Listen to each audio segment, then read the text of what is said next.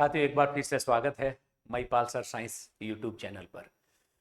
दोस्तों, हम एलडीसी की एक सीरीज लेके आ रहे हैं। उसमें हम आज डिस्कस करेंगे पर्यावरण और पारिस्थितिकी का जो पार्ट है, यानी एनवायरनमेंट का एंड पोल्यूशन का और इकोलॉजी का जो पार्ट है, ये अपन डिस्कस करने वाले हैं।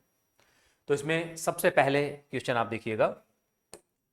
निम्नलिखित कथनों पर विचार कीजिए और पूछे गए प्रश्न के उत्तर का सही जो है उसका चयन करें। यानी यहाँ पर सत्य कथन कौन सा है वो आपको बताना है। सत्य कथन बताएं। जैसे सबसे पहले लिखा गया है, जैव आवर्धन यानी बायोमैग्निफिकेशन खाद्य श्रृंखला के उच्च स्तर पर अधिक होता है। फिर है डीडीटी जैव संवर्धन, जैव संवर्धन का उदाहरण है, यानी यही बायोमैग्निफिकेशन का उदाहरण है। जैव संवर्धन या आवर्धन केवल जलीय वातावरणीय परिवेश में ही होता है। पारा भी जैव आवर्धन प्रदर्शित कर सकता है। बताइएगा। आपका पहला सवाल है पर्यावरण और पारिस्थितिकी का। नॉर्मली एलडीसी में यहां से सवाल 2 के आसपास पूछे जाते हैं पर्यावरण और पारिस्थितिकी से। तो बताइएगा, सवाल आपके सामने है, इनमें से कौन सा उत्तर रहने वाला है। पर्यावरण और पारिस्थितिकी अच्छा सवाल है और आपने बहुत सारे टेस्ट दिए होंगे, बहुत सारे पेपर सॉल्व किए होंगे, तो आपका आंकलन कर लें। और पेपर का आप देख रहे हैं स्तर, वो भी आप कंपेयर करें।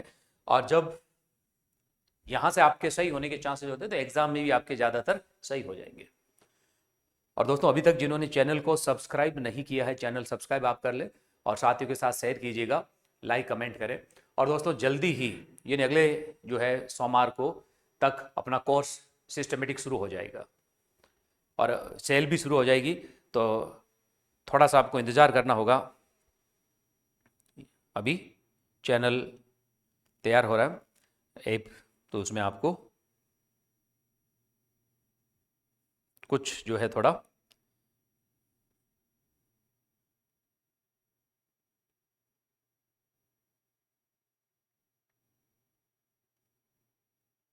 इंतज़ार रहेगा।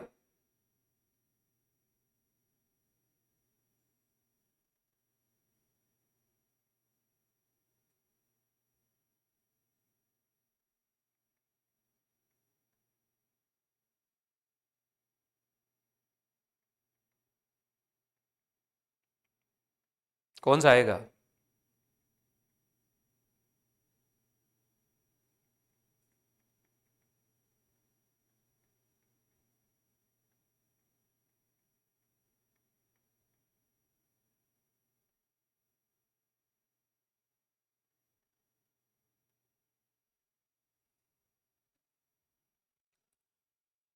देखिए, जैसे पहले की मैं बात करूं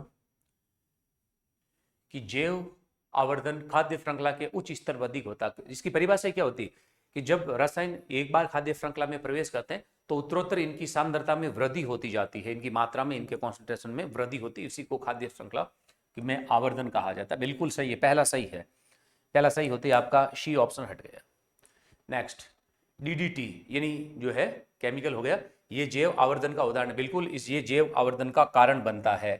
बिल्कुल सही। इसलिए आप देखते हैं पहले मलेरिया के कंट्रोल के लिए डीडीटी का पाउडर का छिड़काव करते थे, आजकल काम में नहीं लिया जाता। दूसरा भी सही है, तो ऑप्शन ये हट गया। तीसरा, जैव आवर्धन केवल जलीय परिवेश में होता है, नहीं, ये जल के अलावा स्थलीय में भी हो सकता है, जैसे घास जो पारिस्थितिकी तंत्र होता है उसमें भी हो सकता है। तो ये गलत हो गया, तीसरा गलत हो गया। तो आपके सामने ऑप्शन आ गया, ऑप्शन कौन सा रहेगा अपना? 1, 2 और 4। पारा भी जैव आवर्धन प्रदर्शित करता है, बिल्कुल ये भी जो है जाके अपनी सांद्रता लगातार खाद्य श्रृंखला में बढ़ाता जाता है। तो यहां पर अपना आंसर कौन सा हो गया? पहला ऑप्शन हो जाएगा, यानी ऑप्शन ए है। क्लियर है? चले नेक्स्ट क्वेश्चन पे। निम्नलिखित कथनों पर विचार कीजिए और सही कथनों का चयन कीजिए।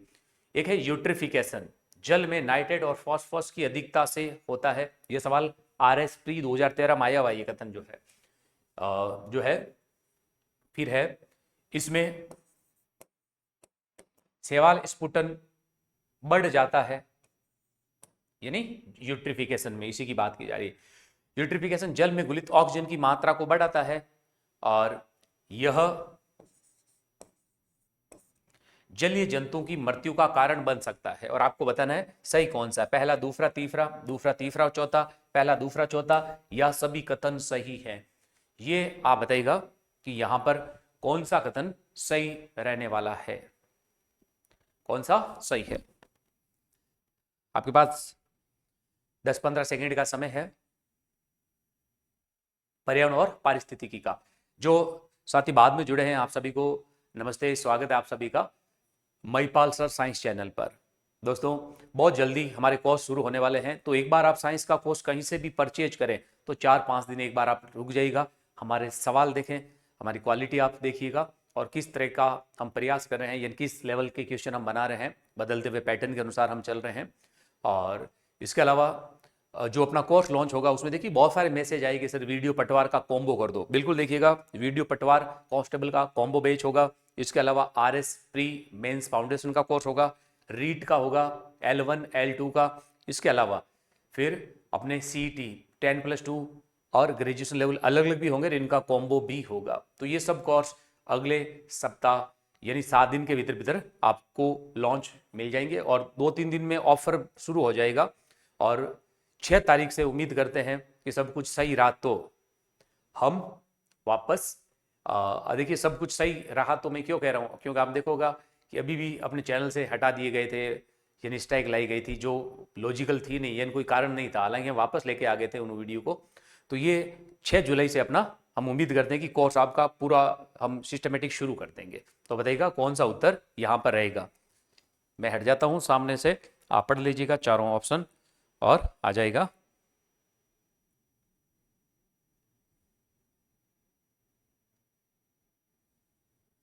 कौन सा आएगा सभी, देखते हैं। यूट्रिफिकेशन जल में नाइट्रेट एंड फास्फोरस की अधिकता से होता है, बिल्कुल सही है। ये इसकी यानी होता क्या है कि जब जल में कार्बनिक अशुद्धियां बढ़ती है, ऑर्गेनिक इम्प्योरिटीज, कार्बनिक अशुद्धियां बढ़ती है, तो इन अशुद्धियों के बढ़ने से जलीय जीव मरने लगते हैं, जलीय जीव मरने लगते हैं। इसी को ही यूट्रिफिकेशन कहा जाता है, इसी को ही जैविक जो है ये सुपोषण, हिंदी में क्या कहते हैं, सुपोषण कहते हैं, सुपोषण कहा जाता है। क्लियर। तो पहला सही है, तो ऑप्शन हट गया, सी नहीं आएगा यहां पर। इसमें शैवाल स्फुटन बढ़ जाता है, बिल्कुल। शैवाल शैवाल स्फुटन का मतलब कहता है एल की बूम क्या होता है, शैवाल का तेजी से वृद्धि करना, तेजी से वृद्धि करना, इसको कहते हैं शैवाल स्फुटन, यानी एल की बूम। ये भी बिल्कुल सही है। फिर ये यूट्रिफिकेशन जल में घुलित ऑक्सीजन की मात्रा को बढ़ा देता है, गलत है, ऑक्सीजन की मात्रा को नहीं बढ़ेगा, इसमें अशुद्धियां बढ़ने से ये बढ़ रहा है। हम कह रहे हैं अशुद्धियां बढ़ रही है, तो जल की मात्रा को बढ़ाता नहीं है, कम कर देता है, कम कर देता है। तो यहां पर तीसरा गलत हो जाएगा, तीसरा गलत हुआ तो ये भी नहीं, ये भी नहीं, उत्तर आ गया अपना बी होगा। ये जलीय जंतुओं की मृत्यु का कारण बनता है, बिल्कुल लिखा कि जलीय जीव मरने लग जाते हैं, इसी को क्या कहते हैं, यूट्रिफिकेशन यानी सुपोषण कहा जाता है। क्लियर। तो बताइएगा कैसा लगा सवाल। और ये फैक्ट यानी ये आरएस में आया हुआ सवाल है इस तरह का, तो हमने उस सवाल के साथ दूसरे और फैक्ट डाल के और कौन कौन से इसके आसपास सवाल बन सकते हैं, तो एक नया सवाल बनाया है। सवाल अगला, निम्नलिखित कथनों पर विचार करें और सही कथनों का चयन करना है आपको। पहला है शोर प्रदूषण, यानी ध्वनि प्रदूषण है, साउंड पोल्यूशन। शोर प्रदूषण को अदृश्य प्रदूषण कहा जाता है। फिर 85 डेसिबल से अधिक ध्वनि के लंबे समय तक संपर्क में रहने से सुनने की क्षमता प्रभावित हो सकती है। शोर प्रदूषण का वन्य जीवों के व्यवहार पर कोई प्रभाव नहीं पड़ता है। पशुओं के संचार तंत्र पर शोर प्रदूषण प्रतिकूल प्रभाव डाल सकता है। आपको बताना सही कौन सा, पहला दूसरा, पहला दूसरा चौथा, दूसरा तीसरा चौथा, या सभी सही है। बता दें कौन सा यहां पर सही रहने वाला है अपना। आपके पास देखिए कुछ फैक्ट ज्यादा है यहाँ पर, और ऐसे आप पहली बार पढ़ रहे हैं तो 15 सेकंड का समय आपके पास में है, 10 की बजाय 15 का समय है। तो बता दीजिए कौन सा उत्तर अपने यहाँ पर रहने वाला है।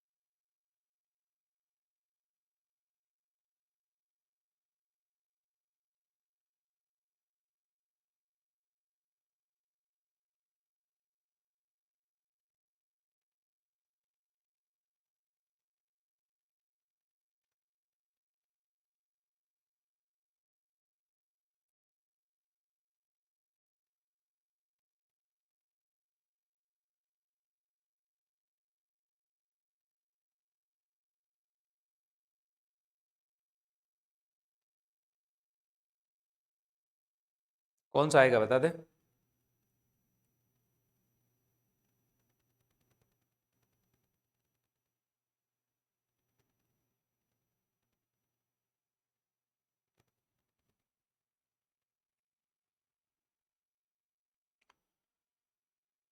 देखिए पहला, शोर प्रदूषण को अदृश्य प्रदूषण कहते हैं, बिल्कुल हम नहीं देख पाते हैं इस प्रदूषण को, तो पहला सही है।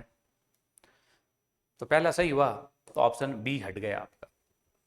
फिर 85 डेसिबल से अधिक की ध्वनि के लंबे समय तक संपर्क में रहने से सुनने की क्षमता, यानी जो सुनने क्षमता होती है वो प्रभावित हो सकती है, बिल्कुल, क्योंकि 80 से जो जो जितना ज़्यादा बढ़ेगा हमारे लिए हानिकारक होता जाएगा, और 85 या इससे ज़्यादा लंबे समय तक अगर हम शोर में रहें, उसके संपर्क में रहे, तो हमारे कान खराब हो जाएंगे, सुनने की क्षमता प्रभावित हो जाएगी।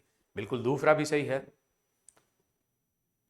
फिर है, तो अभी तक तीनों ऑप्शन बने हुए हैं। शोर प्रदूषण का वन्य जीवों के व्यवहार पर कोई प्रभाव नहीं पड़ता, बिल्कुल उनका व्यवहार बदल जाता है।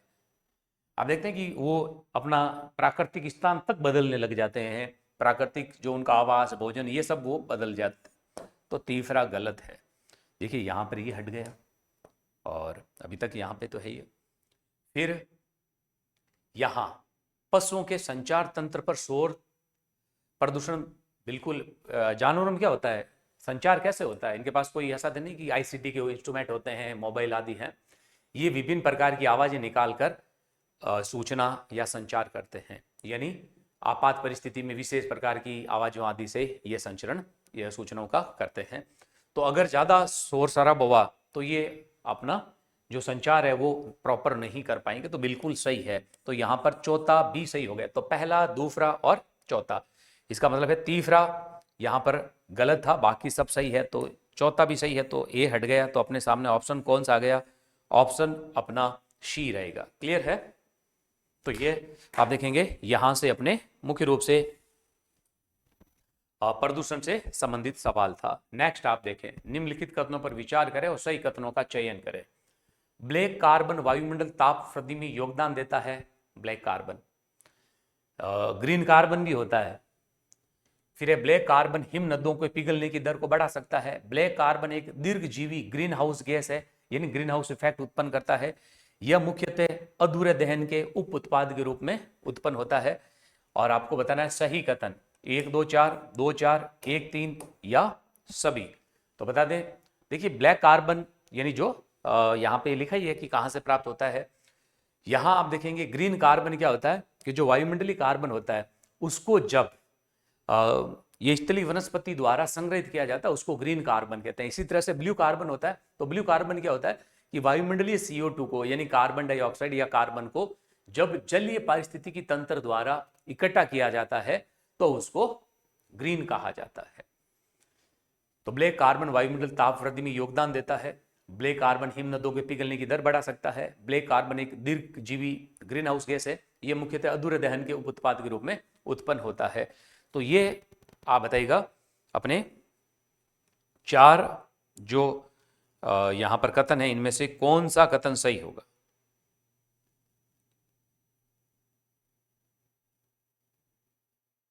कौन सा सही है।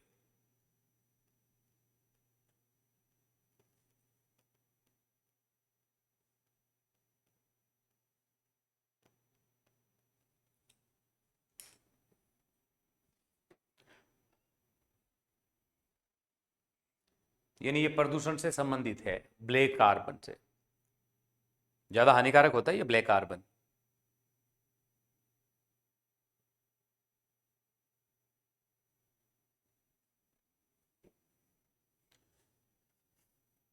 कौन सा आ जाएगा। देखिए सबसे पहले मैं बात करूं, ब्लैक कार्बन वायुमंडल में तापमान में योगदान देता, बिल्कुल सही है। तो पहला तो सही हो ही गया, क्यों, कार्बन है तो कहीं ना कहीं तापमान बढ़ा ही रहा है, प्रदूषण का कारण बन रहा है। तो पहला सही है, तो सी ऑप्शन हट गया। फिर ब्लैक कार्बन हिमनदों के पिघलने की दर, तो बिल्कुल ये भी सही है, क्योंकि जैसे जैसे प्रदूषण होगा तो तापमान बढ़ने से पिघलना। फिर ये ब्लैक कार्बन एक दीर्घजीवी ग्रीन हाउस गैस है, यानी लंबे समय तक जो ये ग्रीन हाउस का, तो ये दीर्घजीवी नहीं है, अल्पजीवी। तो ये गलत हो गया, तीसरा गलत हो गया, तीसरा गलत हो गया, तो उत्तर आ ही गया ये मुख्यतः अधूरे कार्बन जो दहन से, यानी कोई भी कार्बनिक यौगिक होता है वो अधूरा जलता है, तो उससे उप उत्पाद यानी उष्मा के साथ में उप उत्पाद के रूप में यह उत्पन्न होता है। तो यहां पर ऑप्शन अपना ए रह जाएगा। नेक्स्ट देखिएगा, निम्नलिखित कथनों पर विचार करें और इनमें से सही कथन है उनका चयन करके आपको उत्तर बताना है। पहला क्या है कि भारी धातुओं में जैव संचयन यानी बायो एक्यूमुलेशन की क्षमता होती है। कैडमियम प्रदूषण इटाइटाई रोग से संबंधित कैडमियम की अधिकता से इटाइटाई होता है। मिनीमाटा रोग पारा की अधिकता से है। और सीसा तंत्रिका तंत्र को प्रभावित कर सकता है, नर्वस सिस्टम को। लेड 1 2 3 4 सभी 2 3 1 3 और 4 ये आपको प्रदूषण से संबंधित सवाल है, इसका उत्तर बताना है। तो बता दीजिएगा, इसमें 10-1 सेकंड का आपके पास समय है और कौन सा यहां पर उत्तर रहेगा ये बता दें आप। ये हम पढ़ते हैं, मानव रोग में भी पढ़ते हैं।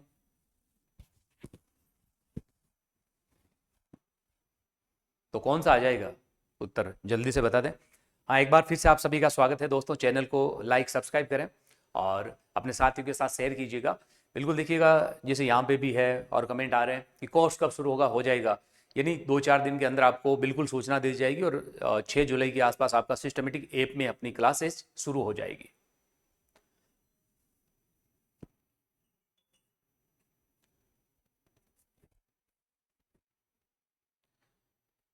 तो बताइए कौन सा रहेगा यहाँ पर।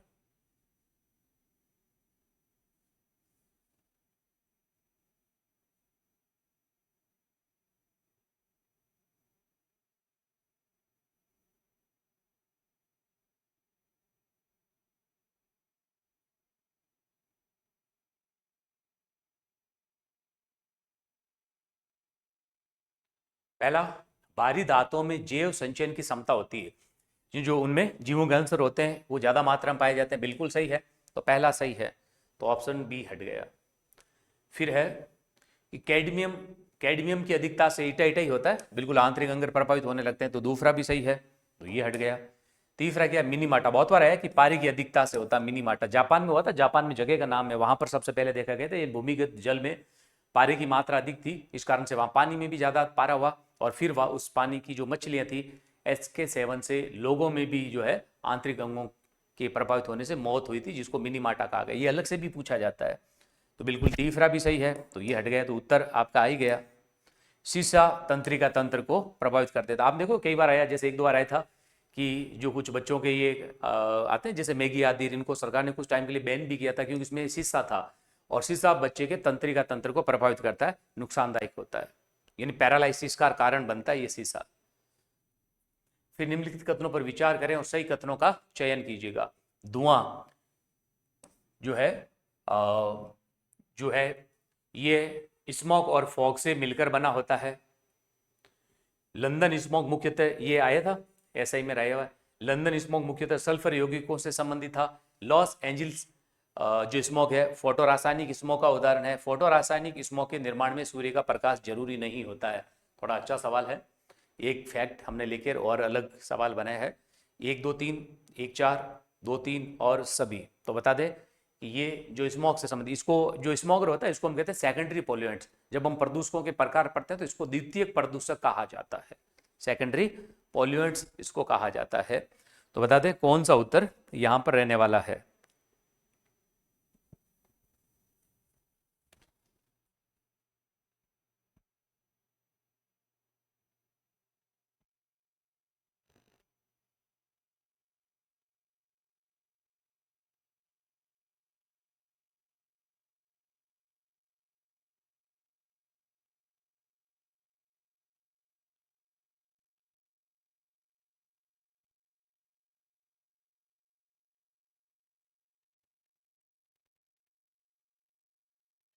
कौन सा आ जाएगा।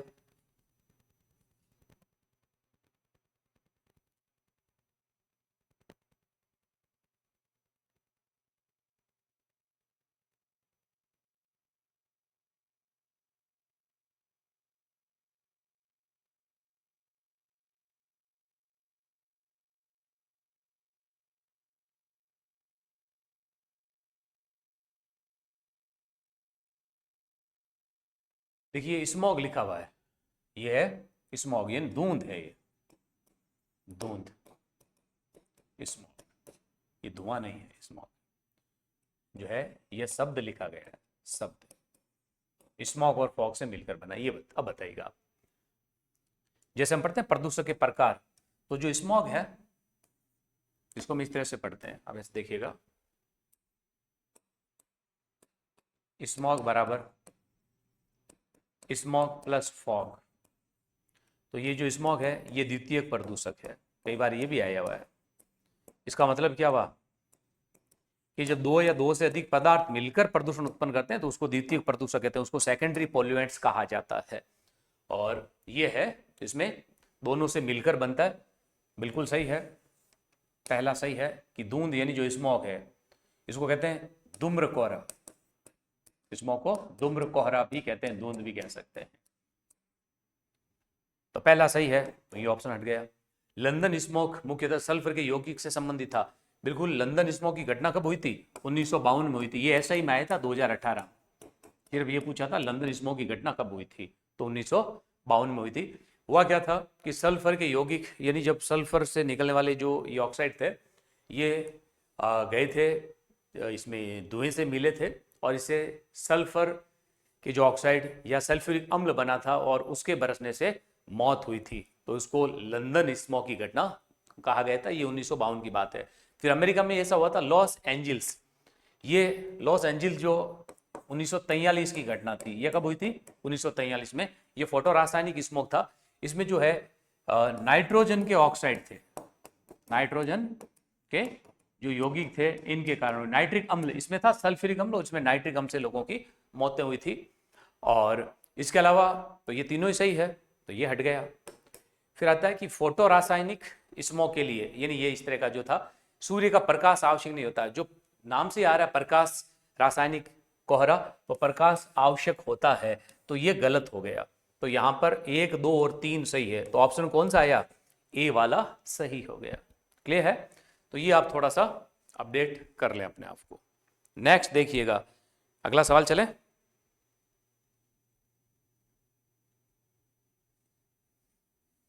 हो गया? नेक्स्ट देखिए, निम्नलिखित में से कौन सा युग्म सुमेलित है? एक साइड में लिखा प्रदूषक यानी पॉल्यूएंट्स और दूसरा उसके प्रमुख प्रभाव यानी इफेक्ट। फिर एक तो है जैसे SO2 सल्फर डाइऑक्साइड, सामने अम्लीय वर्षा लिखा है, नाइट्रस के ऑक्साइड फोटो रासायनिक स्मोक लिखा है, CFC क्लोरोफ्लोरोकार्बन ओजोन क्षय लिखा है और CO अम्लीय वर्षा लिखा है। यानी CO मतलब कार्बन मोनोऑक्साइड है। इसको कहते हैं दम गोटू गैस, सबसे जहरीली है और सबसे ये प्रदूषणकारी गैस भी है, इसी को कहते हैं दम गोटू गैस। दम गोटू गैस कहा जाता है इसको, CO। ये सर्वाधिक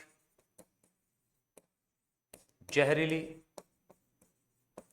एवं प्रदूषणकारी गैस है, जहरीली और प्रदूषणकारी गैस है ये। तो देखें,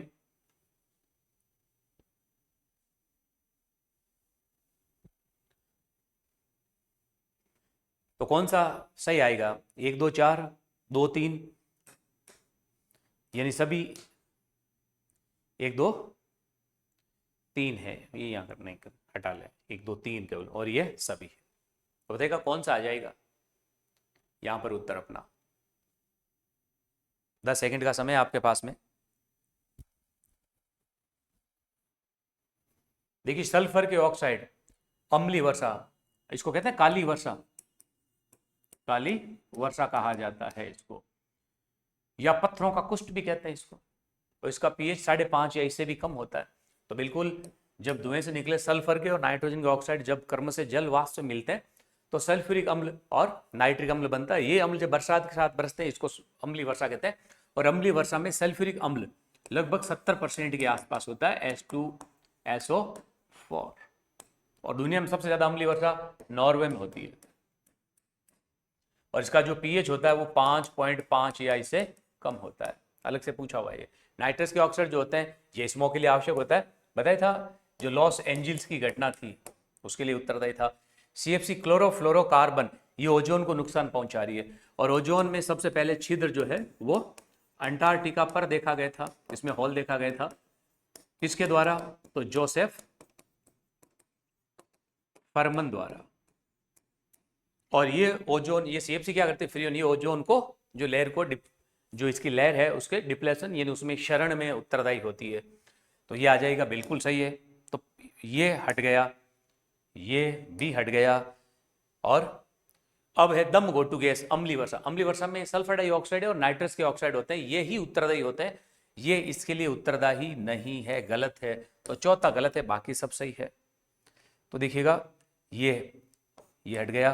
तो सही कौन सा है? 1, 2 और 3, केवल ये सही है, ये गलत है। क्लियर है? नेक्स्ट क्वेश्चन देखिएगा, निम्नलिखित कथनों पर विचार करें। ये आ गया इकोलॉजी का। पारिस्थितिकी तंत्र, इसको इंग्लिश में कहते हैं इकोसिस्टम। इकोसिस्टम। जैविक को कहते हैं बायोटिक, और अजैविक कहते हैं अबायोटिक, बायोटिक कंपोनेंट्स। ये है इसमें कि पारिस्थितिकी तंत्र जैविक और अजैविक घटकों की कार्यात्मक इकाई है, यानी फंक्शनल यूनिट है। उत्पादक, उपभोक्ता एवं अपघटक जैविक घटक है, यानी प्रोड्यूसर, कंज्यूमर एंड डीकंपोजर्स। अपघटक को इंग्लिश में कहते हैं डीकंपोजर्स आर बायोटिक कंपोनेंट्स। फिर है ऊर्जा प्रवाह, पारिस्थितिकी तंत्र में चक्रीय होता है, there is cycling of energy in ecosystem. पोषक तत्वों का चक्र पारिस्थितिकी तंत्र का प्रमुख कार्य है। और दिए गए कथनों में से सही जो है उसका चयन करना है। 1, 2, 4, 2, 3, 4, 1, 3 या सभी। तो जल्दी से कमेंट करके बताएं कौन सा आंसर रहेगा। ये पारिस्थितिकी तंत्र से संबंधित है। देखिए मैं कुछ फैक्ट लिख देता हूं। पारिस्थितिकी तंत्र शब्द किसने दिया था? तो शब्द दिया था टेंसले ने। ऐसे भी सवाल आते हैं। 1935 में टेंसले द्वारा शब्द दिया गया था। इसकी व्याख्या ओडम द्वारा की गई थी 1963 में। इसलिए ओडम को पारिस्थितिकी तंत्र का जनक कहा जाता है। लेकिन पारिस्थितिकी तंत्र होता है क्या? किसी स्थान पर पाए जाने वाले जैविक और अजैविक घटक, यानी कहीं पे जैसे सजीव और निर्जीव दोनों पाए जाते हैं, उसको पारिस्थितिकी तंत्र कहते हैं। और विज्ञान की जिस शाखा में सजीव और निर्जीव यानी जैविक और अजैविक घटकों का अध्ययन किया जाता है, उसको पारिस्थितिकी कहते हैं, उसको इकोलॉजी कहा जाता है। तो ध्यान रखिए, इकोलॉजी शब्द रिटर्न ने दिया था, सबसे ज्यादा व्याख्या है उसकी हैकल ने की थी, जबकि पारिस्थितिकी तंत्र इकोसिस्टम शब्द टेंसले ने दिया था, और इसकी सबसे ज्यादा व्याख्या ओडम ने की थी। और भारत में पारिस्थितिकी के जनक किसको कहते हैं? प्रोफेसर रामदेव मिश्रा को। प्रोफेसर रामदेव मिश्रा, ये भारत में इसके जनक कहलाते हैं। तो बताएं कौन सा उत्तर आएगा? आपके पास 10 सेकंड का समय है, बता दीजिए।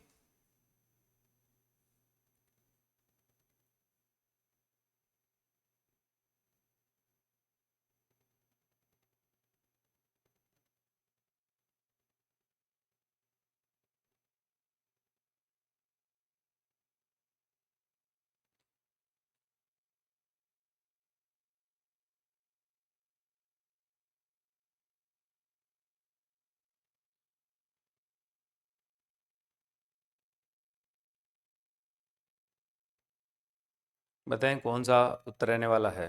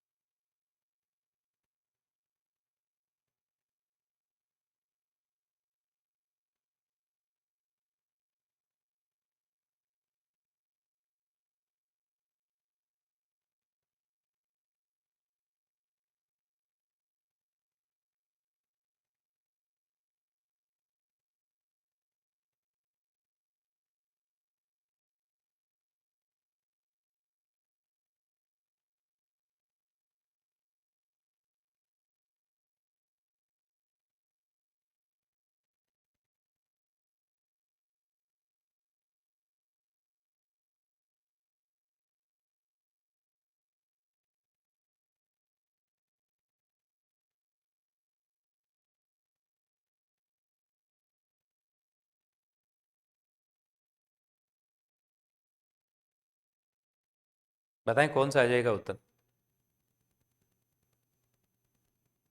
पारिस्थितिकी तो बहुत पढ़ा होगा आप लोगों ने।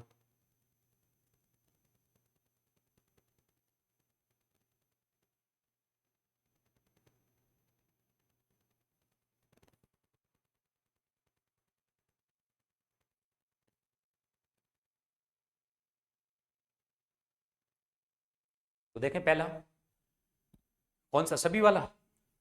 अच्छा, हाँ नमस्ते नमस्ते। हाँ हो जाएगा। देखिए आपका कोर्स बहुत जल्दी लॉन्च होने वाला है और ये भी लगभग अपना तैयार है।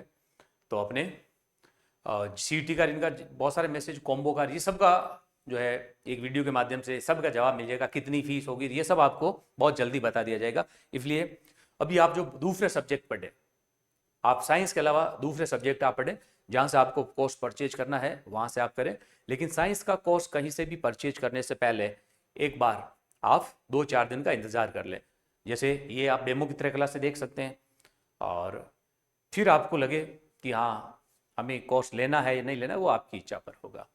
और हमारा जो यूट्यूब चैनल अभी तक अगर आपने सब्सक्राइब नहीं किया है, महिपाल सर साइंस, तो वो चैनल आप सब्सक्राइब कर लीजिएगा। तो देखिए सबसे पहले यहाँ पर पहला कथन सभी वाला, देखते हैं कौन सा सही रहता है। हमेशा सभी वाले सही नहीं रहते हैं।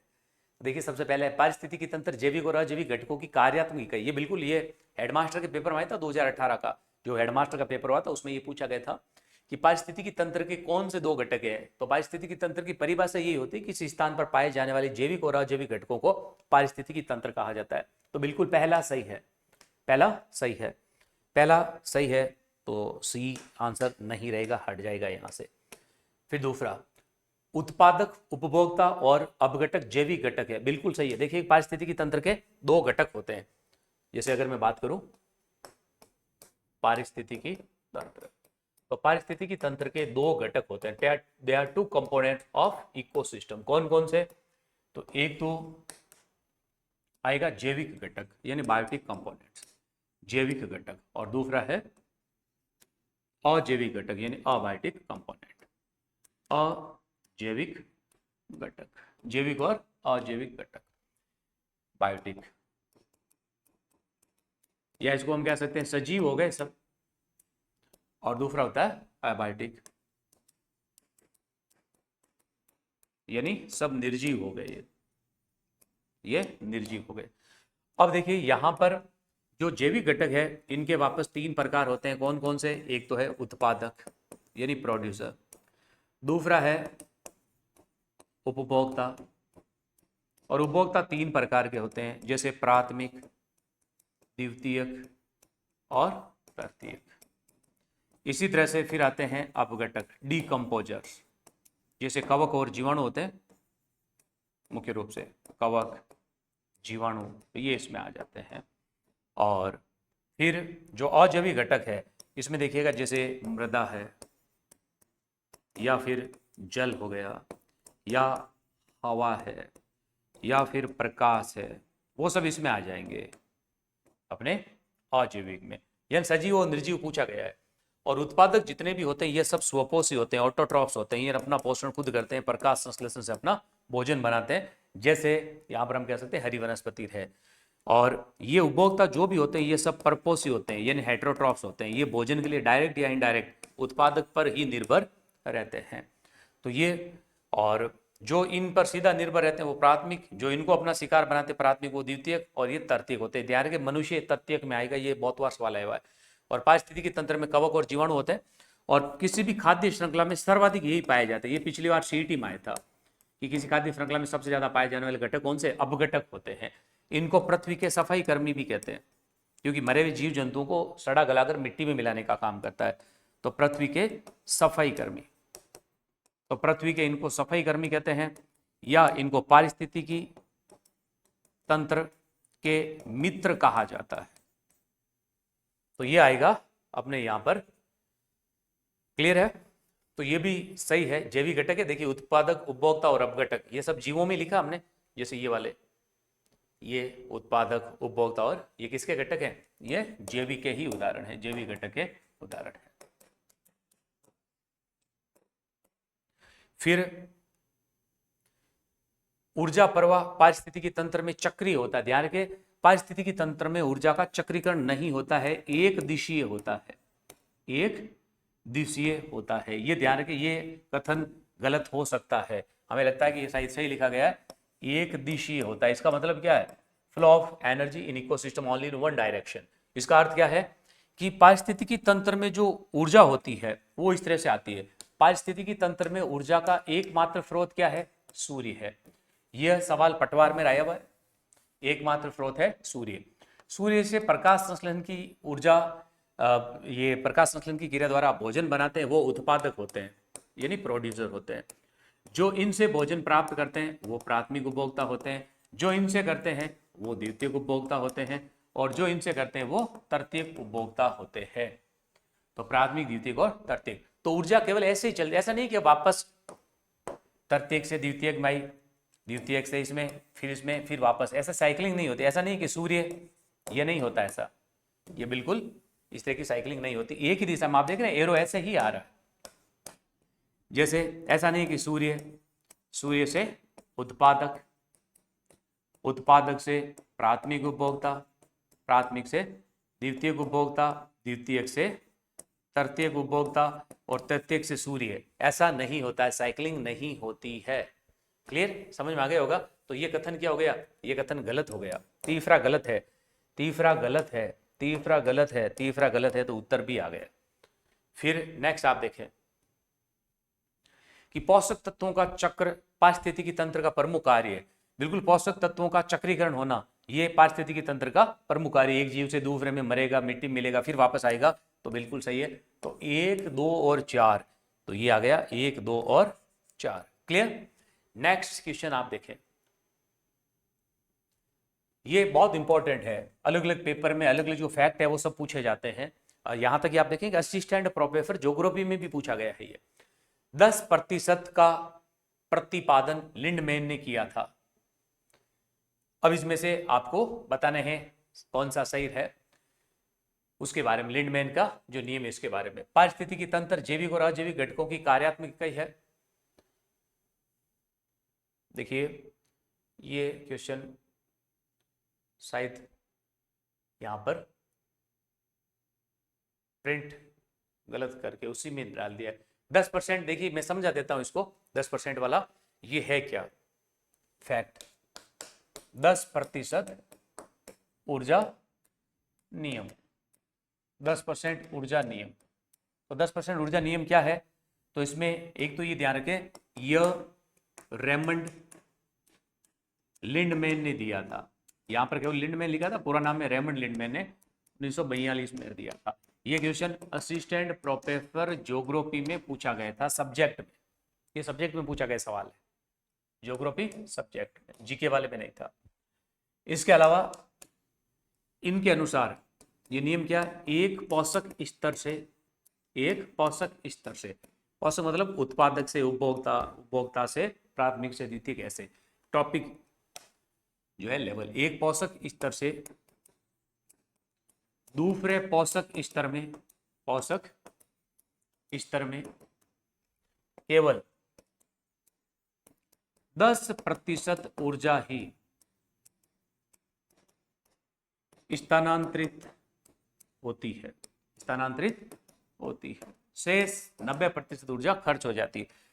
और देखिए लिंडमैन ने ऐसे समझाया था कि मान लो ये उत्पादक है, इसको T1 से हम दर्शा सकते हैं, T1 ट्रॉपिक लेवल फर्स्ट।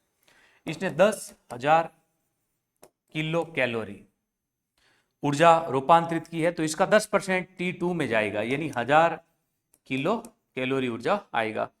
फिर इसका 10% T3 में, तो ये 100 किलो कैलोरी। फिर इसका 10% T4 में, तो 10 किलो कैलोरी। तो इस प्रकार ये आप देखेंगे ऊर्जा का पिरामिड जो होता है वो सदैव सीधा बनता है, ऊर्जा का पिरामिड सदैव सीधा बनता है। तो 10-10% इस तरह से इसको 10% ऊर्जा नियम या ऊर्जा का दशांक नियम भी कहते हैं। तो ये 2-4 फैक्ट याद रखें, यहां से बार बार सवाल पूछे गए हैं। क्लियर। नेक्स्ट देखिए, निम्नलिखित कथनों पर विचार करें। खाद्य जाल यानी फूड वेब, पारिस्थितिकी तंत्र की स्थिरता बढ़ाता है, एक जीव से अधिक खाद्य श्रृंखलाओं का भाग हो सकता है, जिन खाद्य जाल, और खाद्य श्रृंखला में ऊर्जा का प्रवाह एक दिशीय होता है। खाद्य जाल जैव विविधता को कम करता है। आपको बताना पहला, दूसरा, चौथा, दूसरा, चौथा, पहला, तीसरा या सभी। तो आपको बताना है कि इनमें से कौन सा सही रहेगा। 10 सेकंड का आपके पास समय है, तो बताइएगा कौन सा उत्तर रहने वाला है।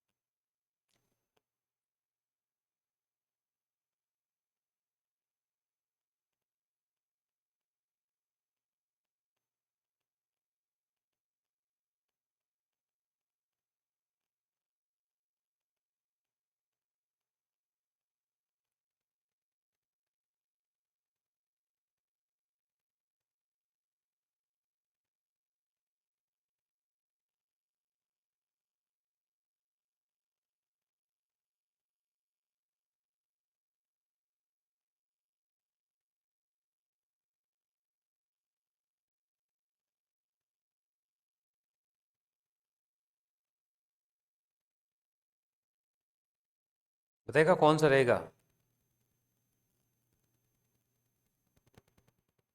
खाद्य जाल से, खाद्य श्रृंखला से संबंधित ही है ये सवाल।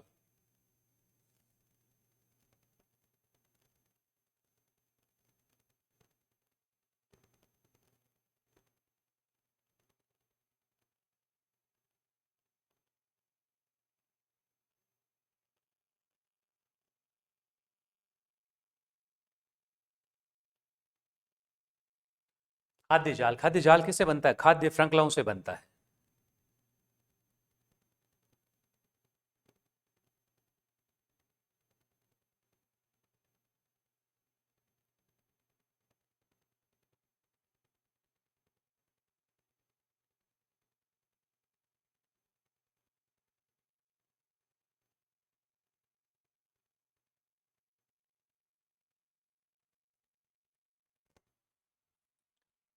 तो देखिए, सबसे पहले अगर हम देखें तो खाद्य जाल पारिस्थितिकी तंत्र की स्थिरता बढ़ाता है। बिल्कुल, जितने ज्यादा खाद्य, ये किससे मिलकर बनते हैं? खाद्य श्रृंखलाओं से मिलकर बनते हैं। जितनी ज्यादा खाद्य श्रृंखलाएं उतने ही जाल। तो पहला सही है। इसके अलावा एक जीव एक से अधिक खाद्य श्रृंखलाओं का भाग हो सकता है, बिल्कुल, दूसरा भी सही है। और फिर एक खाद्य श्रृंखला में ऊर्जा का प्रवाह एक दिशा होता है, बिल्कुल सही है। और खाद्य जाल जैव विविधता को कम करता है। ये खाद्य जाल, इसका मतलब है कि जाल तब बना है जब जीवों की संख्या ज्यादा है, कम नहीं करता, बढ़ा देता है। तो ये चौथा गलत है। तो यहाँ पर आप ध्यान रखें, ये शायद मिस प्रिंट है। तो यहाँ पर 1, 2 और 3 मैं कर दूं या सभी। तो यहाँ पर अपना ऑप्शन कौन सा रह जाएगा? ए वाला हो जाएगा। एक से अधिक कैसे होता है? जैसे देखिएगा, बताओ, ये खाद्य श्रृंखला है, जैसे घास हो गया, मैं यहाँ पर लिख दूं हिरण और भेड़िया और शेर, ये सही है। अब देखिएगा, ऐसा भी हो सकता है कि घास, घास, हिरण और शेर। तो ये हिरण इस श्रृंखला का भी था, इसका भी हो गया। ऐसे घास, खरगोश, लोमड़ी और शेर, देखिए ये ऐसा भी हो गया। अब इसमें ऐसा भी तो हो सकता है कि घास, खरगोश और शेर। ऐसा भी हो सकता है घास, खरगोश, भेड़िया और शेर, घास, हिरण, लोमड़ी और शेर। तो एक से अधिक का हो सकता है। और जितने ज्यादा जीव है, इसका मतलब जटिल हो रहा है। तो यहां पर आप देखेंगे तो ये सही हो जाएगा आंसर। नेक्स्ट क्वेश्चन आप देख लीजिएगा। निम्नलिखित कथनों पर विचार करें। प्रकाश संश्लेषण वायुमंडलीय CO2 को कम करता है। फोटोसिंथेसिस जो होता है, ये वायुमंडलीय CO2 की मात्रा को कम करता है। श्वसन क्रिया CO2 को वायुमंडल में वापस छोड़ती है। जीवाश्म ईंधन का दहन कार्बन चक्र को प्रभावित करता है।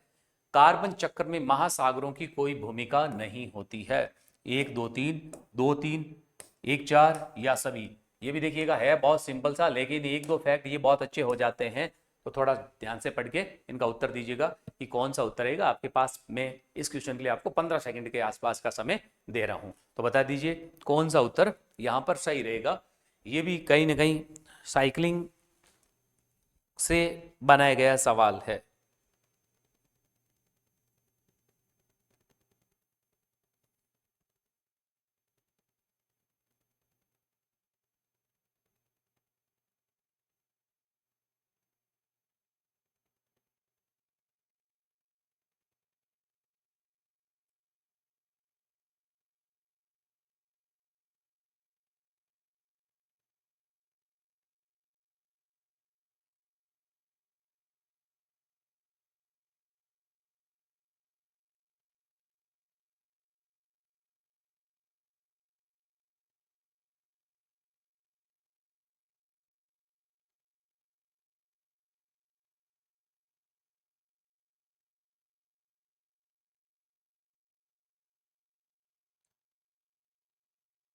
कौन सा रहेगा?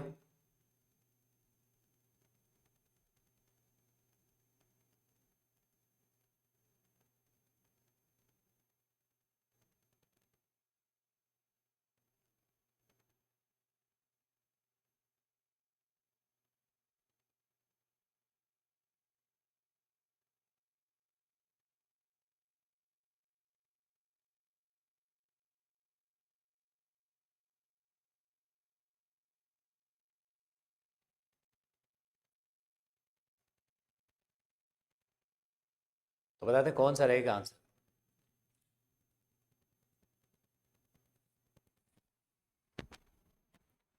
प्रकाश संश्लेषण वायुमंडल CO2 को कम करता है। बिल्कुल, पेड़ पौधे प्रकाश संश्लेषण कौन सी गैस लेते हैं? CO2 लेते हैं, तो बिल्कुल सही है, CO2 को कम करता है, इसलिए हम कहते हैं शुद्धिकरण का काम करते हैं, तो ये हट गया। फिर है श्वसन प्रक्रिया, CO2 को वायुमंडल वापस, जैसे हम सांस छोड़ते हैं तो CO2 छोड़ते हैं, जैसे पेड़ पौधे भी श्वसन में CO2 ही छोड़ते हैं और ऑक्सीजन ग्रहण करते हैं, तो दूसरा भी सही है, दूसरा भी सही है, तो बी और सी तो हट ही गए। जीवाश्म ईंधन का दहन कार्बन चक्र को प्रभावित करता है। बिल्कुल, जब जीवाश्म ईंधन पेट्रोल डीजल लकड़ी जलाते हैं तो ये कार्बन की मात्रा को बढ़ा देते हैं, तो बिल्कुल कार्बन साइकिल प्रभावित होता है, तीसरा भी सही है। चौथा, क्या कार्बन चक्र में महासागर की कोई भूमिका नहीं होती? बिल्कुल ये गलत है, तो ए ऑप्शन होगा या नहीं, क्योंकि हम जैसे महासागरों में होता है उसको कहते हैं ब्लू कार्बन, ब्लू कार्बन, ये भी कार्बन को स्टोर करते हैं, क्योंकि यहाँ पे भी तो वनस्पति होती है, वो भी तो फोटोसिंथेसिस की क्रिया करते हैं, तो ये गलत हो जाएगा। नेक्स्ट, निम्नलिखित कथनों पर विचार करें, और इसमें क्या लिखा गया है कि वायुमंडलीय नाइट्रोजन का अधिकांश भाग जीव सीधे उपयोग नहीं कर सकते हैं। नाइट्रोजन स्थिरीकरण यानी फिक्सेशन में कुछ जीवाणु भाग लेते हैं। नाइट्रीकरण में अमोनिया का नाइट्रोजन नाइट्रेट में परिवर्तन होता है। विनाइट्रीकरण यानी इसको कहते हैं डीनाइट्रिफिकेशन, वायुमंडल नाइट्रोजन की मात्रा को, नाइट्रोजन को कम करता है। 1 2 3, 1 4, 2 4 या सभी सही है। तो बताते हैं निम्नलिखित में से कौन सा या कौन से कथन सही रहने वाले हैं। हाँ नमस्ते दोस्तों, जिन्होंने भी अभी तक Mahipal sir science YouTube channel को सब्सक्राइब नहीं किया, चैनल को आप सब्सक्राइब कर लीजिएगा, अपने साथियों के साथ लिंक को शेयर करें। और जो भी साथी CET चाहे भले 10+2 हो, ग्रेजुएशन लेवल हो, या फिर वीडियो पटवार है, या फिर कांस्टेबल है, PSI यानी राजस्थान पुलिस का जो सब इंस्पेक्टर का पेपर है, इसके अलावा फिर जो RS pre mains REET L1 L2 इन सब की तैयारी कर रहे हैं और साइंस में अपने आप को कमजोर महसूस कर रहे हैं, तो अपने साथ जुड़िएगा और 2-4 दिन के अंदर अपने कोर्स लॉन्च हो जाएंगे, आपके सामने फीस स्ट्रक्चर भी आ जाएगा और 6 जुलाई से अपनी यथावत क्लासें भी हम शुरू करने का प्रयास कर रहे हैं। तो इनके लिए आप थोड़ा सा इंतजार करें, और कहीं कोर्स और कहीं परचेज आप कर रहे हैं उससे पहले आप थोड़ा सा रुकिएगा, कंपेयर करें, तुलना कीजिएगा, डिसीजन सोच समझ कर ले, जल्दबाजी नहीं करें। हम समय पर यथा समय आपका कोर्स पूरा करवाने के लिए प्रतिबद्ध है। हम आपका कोर्स निश्चित तौर पर और क्वालिटी के साथ समय पर पूरा करवाने का प्रयास करेंगे। तो एक बार बताइएगा कौन सा कथन नाइट्रोजन स्थिरीकरण, ये भी पारिस्थितिकी तंत्र साइकिलिंग से थोड़ा अच्छा सवाल बनाया गया है, हम साइकिलिंग पढ़ते हैं तो वहां पर ये आ जाएगा। बता दें कौन सा रहेगा आंसर। देखिए अपना YouTube channel Mahipal sir science है ऑफिशियल जो चैनल है, और अपने साथियों के साथ ज़्यादा से ज़्यादा शेयर कीजिएगा। जो भी अपने परिवार में यार दोस्त तैयारी कर रहे हैं उनको आप शेयर कर सकते हैं। इसके अलावा देखिएगा जो अपना RS फाउंडेशन बैच होगा, वो अगर मान लो कोई रेलवे का इनका एकदम पूरा बेसिक साइंस हर एग्जाम के लिए जनरल साइंस बेसिक तैयार करना चाहता है तो RS फाउंडेशन बैच भी वो ज्वाइन कर सकता है। डिफेंस, रेलवे, इनमें भी वो काम आएगा। जहां जहां जनरल साइंस होती है वहां पर वो अपना बैच ज्वाइन कर सकता है। तो बता दे कौन सा रहने वाला है।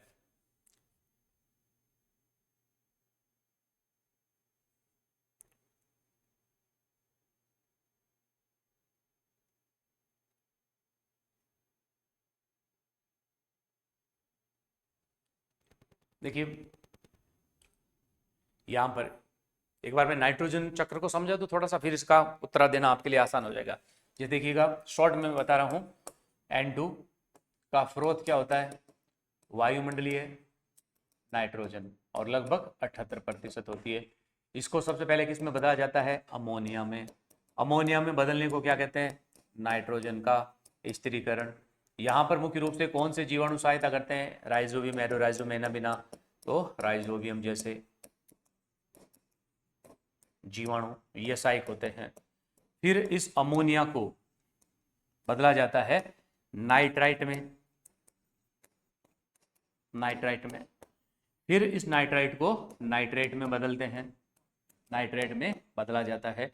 नाइट्रेट जो है पादप, पादप नाइट्रेट को ग्रहण करते हैं और फिर पादप से जाएगा जंतुओं में, और फिर जंतुओं से ये किस में जाएगा, ये मरेगा तो मृत कार्बनिक पदार्थ में, मृत कार्बनिक पदार्थ डेट्राइट्स में, और यहाँ से फिर इनको वापस मिट्टी में मिलाया जाएगा अमोनिया में। इसको कहते हैं अमोनीकरण, अमोनिफिकेशन। जैसे लैक्टोबैसिलस बैक्टीरिया होते हैं। और अमोनिया का नाइट्राइट से नाइट्रेट में बदलना नाइट्रीकरण या नाइट्रोजनीकरण कहते हैं, नाइट्रोजनीकरण यानी इसको कहते हैं नाइट्रिफिकेशन।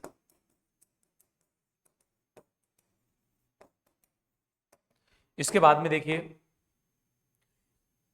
यहां पर जो नाइट्रेट है ये कुछ जीवों द्वारा वापस सीधा इसको नाइट्रोजन में भी बदला जाता है। इसको कहते हैं विनाइट्रीकरण, विनाइट्रीकरण यानी डीनाइट्रिफिकेशन, डीनाइट्रिफिकेशन। ये होते हैं जैसे सुडोमोनास जैसे बैक्टीरिया। इसके अलावा देखिएगा जब बरसात के सीजन में बिजली कड़कती है, बरसात के समय में जब बिजली कड़कती है तो बिजली कड़कते समय, बिजली का कड़कना, तो उस समय नाइट्रोजन गैस वापस नाइट्रेट के रूप में भी मुक्त होती है। जैसे यहां पर होता है नाइट्रोसोमोनास बैक्टीरिया, नाइट्रोसोमोनास, नाइट्रोसोकोकस, यहां पर नाइट्रोबैक्टर, ये कुछ ऐसे जीवाणु होते हैं। जैसे ये हो गया सुडोमोनास आती है। तो ये नाइट्रोजन चक्र होता है, साइक्लिंग है, शॉर्ट में समझा दिया। अब देखिएगा कथन, वायुमंडलीय नाइट्रोजन का अधिकांश भाग जीव सीधे उपयोग नहीं कर सकते। बिल्कुल सही है। जैसे पेड़ पौधों को हम कहते हैं सबसे ज्यादा नाइट्रोजन चाहिए, NPK हम पढ़ते हैं, प्राथमिक पोषक तत्व है, और वायुमंडल में है भी सबसे ज्यादा नाइट्रोजन, लेकिन पेड़ पौधे इसको सीधा ग्रहण नहीं कर सकते जब तक इसको नाइट्रेट में कन्वर्ट नहीं किया जाता।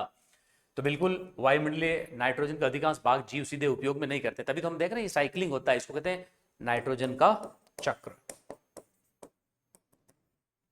तो पहला सही है, पहला सही हुआ तो सी आपका ऑप्शन हट गया। नाइट्रोजन स्थिरीकरण में कुछ जीवाणु भाग लेते हैं, बिल्कुल। जैसे देखिएगा यहाँ पर rhizobium, azorhizobium, anabaena, nitrosomonas, nitrosococcus, nitrobacter, lactobacillus, pseudomonas, ये सब भाग लेते हैं। और नाइट्रोजन स्थिरीकरण में बेसिकली ये भाग लेते हैं। तो यहाँ पर आ जाएगा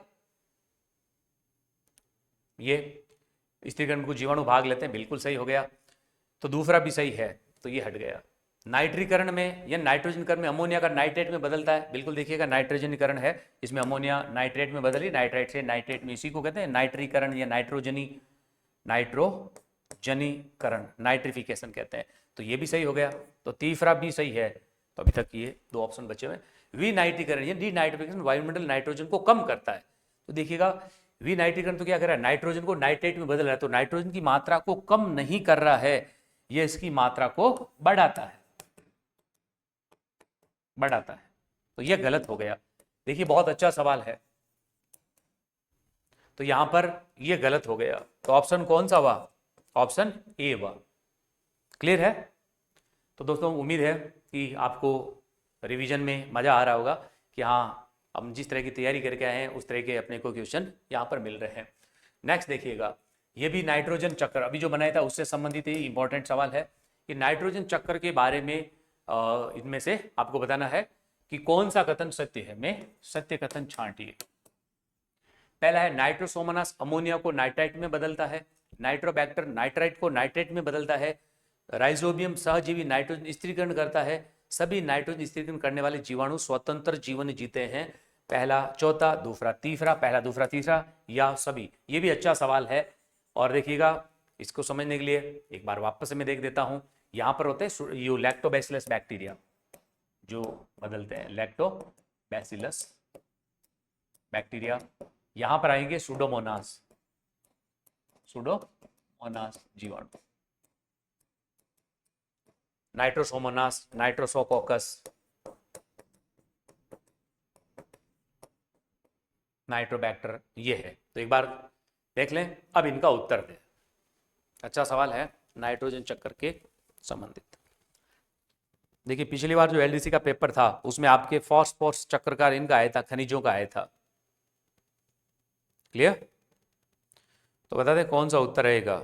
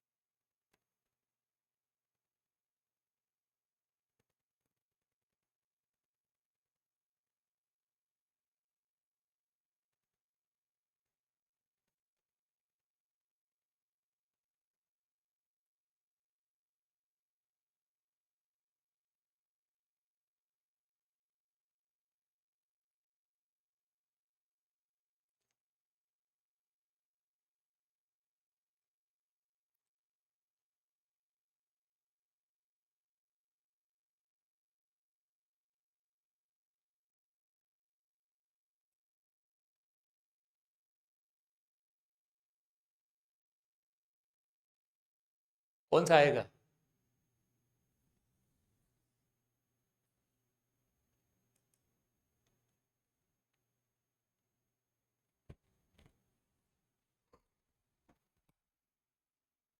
देखिए सबसे पहले ये कि नाइट्रोसोमोनास अमोनिया को नाइट्राइट में बदलता है।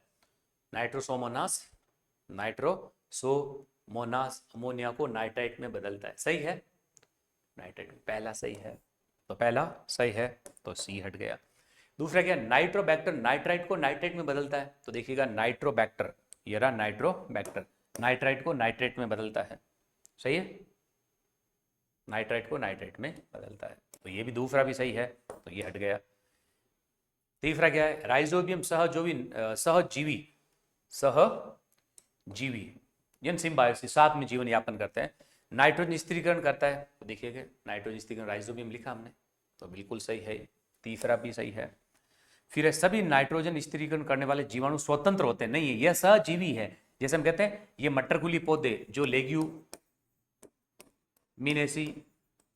कुल होता है या फैमिली होती है, उनकी जड़ों की गांठों में पाए जाते हैं, तो सहजीवी होते हैं। यानी इससे क्या होता है, इनको तो भोजन मिल जाता है, आवास मिल जाता है, और पौधों को ये नाइट्रोजन नाइट्रेट में बदलकर यानी स्त्रीकरण के माध्यम से उपलब्ध करवाते थे, तो बिल्कुल सही है। चौथा क्या है, ये स्वतंत्र नहीं, इनके साथ में सहजीवी तो लिखा है सिम्बायोसिस, तो यहां पर सभी वाला हट गया, तो ऑप्शन कौन सा हो गया, बी। फिर सेकंड लास्ट क्वेश्चन है ये, खाद्य श्रृंखला में पोषक स्तर क्रमिक रूप से व्यवस्थित होते हैं। प्रथम पोषण स्तर में उत्पादक होते हैं, और फिर है प्रथम पोषक, खाद्य श्रृंखला में पोषक स्तर क्रमिक रूप से व्यवस्थित होते हैं। दूसरा क्या है कि प्रथम पोषण स्तर में उत्पादक होते हैं, द्वितीय पोषण स्तर में प्राथमिक उपभोक्ता होते हैं, तृतीयक पोषक स्तर में इसको कहते हैं T1 ट्रॉपिक लेवल फर्स्ट, इसको कहते हैं T2, इसको कहते हैं T3, और ऊर्जा का प्रवाह शीर्ष उपभोक्ता से उत्पादकों की ओर नहीं होता है। और आपसे पूछा है 1 2 3 4, 2 3 5, 1 4 5, ये आप सभी, ये भी अच्छा सवाल है, थोड़ा सोच कर दीजिएगा। हालांकि पैटर्न आपको नया मिल सकता है, बहुत इंपॉर्टेंट है लेकिन बहुत टफ नहीं है।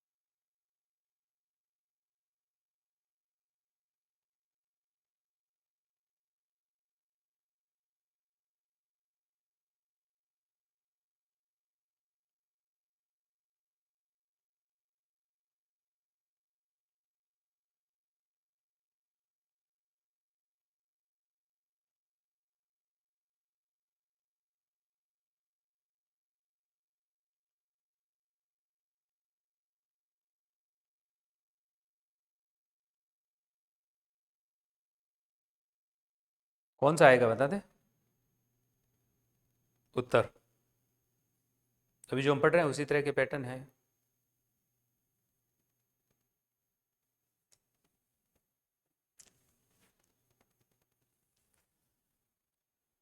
देखिए खाद्य श्रृंखला में पोषक स्तर क्रमिक रूप से होते हैं, बिल्कुल ऐसा होता है जैसे T1, T2, T3, T4 ऐसे क्रमिक रूप से होते हैं, यानी उत्पादक उपभोक्ता आदि। तो पहला सही है, पहला सही है, तो बी हट गया।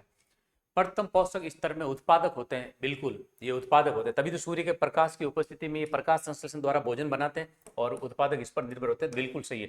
T1 का मतलब ऐसा नहीं कि प्राथमिक उपभोक्ता, ये ध्यान रखिए ये उत्पादक होते हैं, प्राथमिक उपभोक्ता, द्वितीयक और तृतीयक उपभोक्ता होते हैं। T4 है, ठीक है, दूसरा भी सही है, तो ये हट गया। फिर तीसरे में क्या, द्वितीय पोषक स्तर में प्राथमिक उपभोक्ता होते हैं, बिल्कुल देखिए यहाँ पे मैं लिख रहा हूँ ये है उत्पादक, ये है प्राथमिक उपभोक्ता, ऐसा नहीं प्राथमिक में T1 आ जाए, ये है द्वितीय उपभोक्ता T3 जो है, और इसमें है तृतीय उपभोक्ता। तो क्या लिखा है, द्वितीय पोषक स्तर में प्राथमिक, बिल्कुल सही है, T2 में प्राथमिक आ रहा है, तो तीसरा भी सही है। फिर है तृतीय पोषक स्तर में द्वितीय उपभोक्ता, तो तृतीयक में द्वितीयक आ रहे हैं। तृतीयक पोषक स्तर में ये रहा T3, ये T3 है, T3, और इसमें कौन से उपभोक्ता है, द्वितीयक, तो ये भी सही है, ये सही है। और इसका मतलब 4 भी सही है, 1 2 3 4 अभी तक ही आ रहा है। ऊर्जा का प्रवाह शीर्ष उपभोक्ता से, शीर्ष उपभोक्ता से उपभोक्ताओं की ओर नहीं होता है, यानी है उपभोक्ता से उत्पादक की ओर नहीं होता है। जैसे ये शीर्ष ये हो गया, इसको तृतीय को शीर्ष भी कहते हैं, शीर्षस्थ कहते हैं, शीर्षस्थ उपभोक्ता। तो इसमें क्या लिखा है कि ऊर्जा का प्रवाह शीर्ष उपभोक्ता से, यहां से शीर्ष से ये है, उत्पादक की ओर नहीं होता, ऐसा नहीं होता, ऐसा है, आप देख रहे हैं एरो, तो ये भी तो सही हो गया। तो यहां पर कौन सा आ गया, सभी सही है, यहां पर ऑप्शन आप देखेंगे तो सभी सही है। यानी ऊर्जा का प्रवाह शीर्ष उपभोक्ता से उत्पादक की ओर नहीं होता, उत्पादक से उपभोक्ताओं की ओर होता है, तो ये भी सही है। और इस श्रृंखला का अपना लास्ट सवाल है आईडीसी के लिए, वो है किसी जीव को अनेक खाद्य स्रोतों पर निर्भरता पारिस्थितिक, किसी जीव की अनेक खाद्य स्रोतों पर निर्भरता पारिस्थितिक स्थिरता को बढ़ा सकती है, वो बढ़ा सकती है।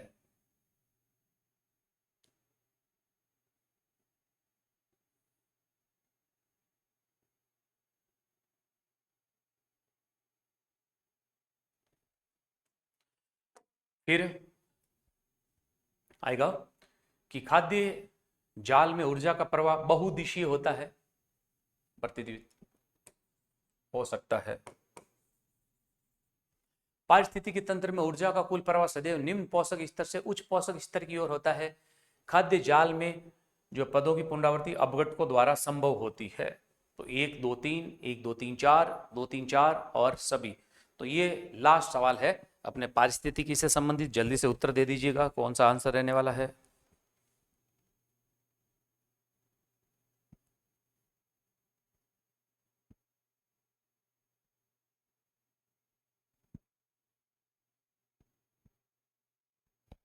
ये देखिए यहाँ पर जो है खाद्य जाल में पदार्थ है,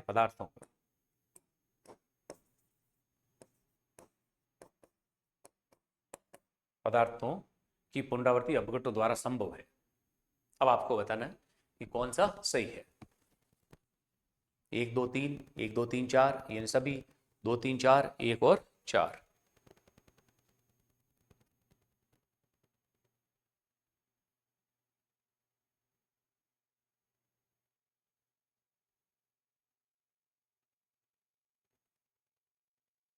तो कौन सा आएगा बता दें जल्दी से।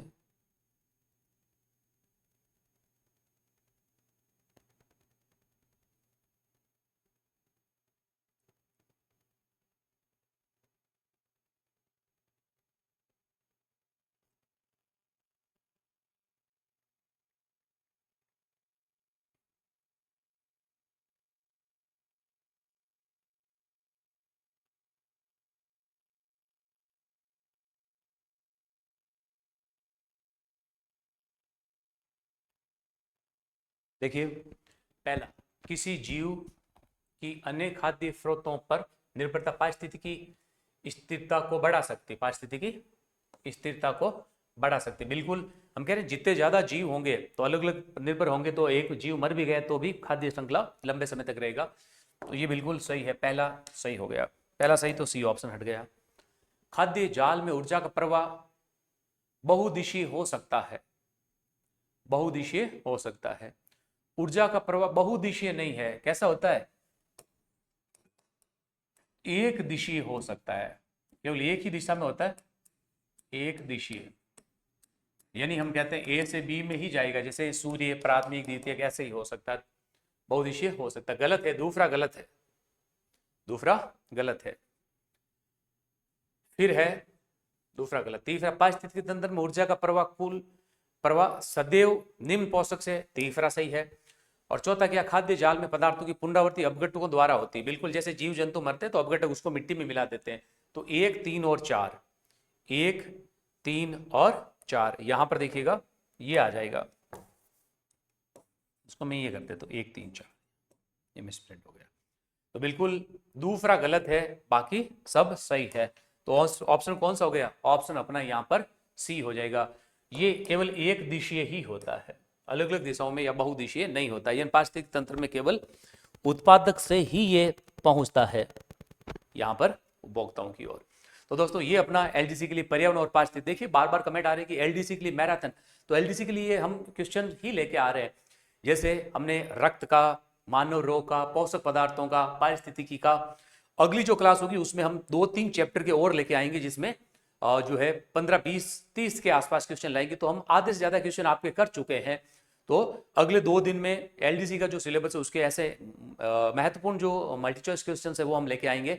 तो एलडीसी के जो भी विद्यार्थी तैयारी कर रहे हैं वो अपन देख सकते हैं यूट्यूब पे हमने 3 4 टॉपिक के क्वेश्चन आंसर जो है वीडियो के माध्यम से सॉल्यूशन हम करवा चुके हैं। बाकी और बचे हुए हैं, 2 3 दिन में और हम लेके आ जाएंगे। तो जिन लोगों ने अभी तक चैनल यानी महिपाल सर साइंस को सब्सक्राइब नहीं किया है, आप चैनल को सब्सक्राइब कर लीजिएगा, दोस्तों के साथ लिंक को शेयर करें, लाइक कमेंट कीजिएगा। और जिन लोगों ने अभी तक जो है ये इंतजार किया है उसके लिए भी धन्यवाद। बहुत सारे मैसेज आते हैं कब कोर्स लॉन्च होगा, तो इस देरी को थोड़ा सा और बनाए रखिएगा। आप पढ़ाई को बिल्कुल निरंतर जारी रखें। साइंस के अलावा अभी आप दूसरे सब्जेक्ट है उनको पूरा मन लगाकर पढ़िएगा। साइंस की जिम्मेदारी मेरे हिस्से में छोड़ दीजिएगा। बहुत जल्दी 2 4 दिन के अंदर आपके सामने ऐप लॉन्च, उसके फीचर्स, इसके अलावा कौन कौन सी फीस रहने वाली, कौन कौन से कोर्स लॉन्च हम करने वाले हैं साइंस के, वो हम लेके आएंगे। तो दोस्तों हमारे यूट्यूब चैनल है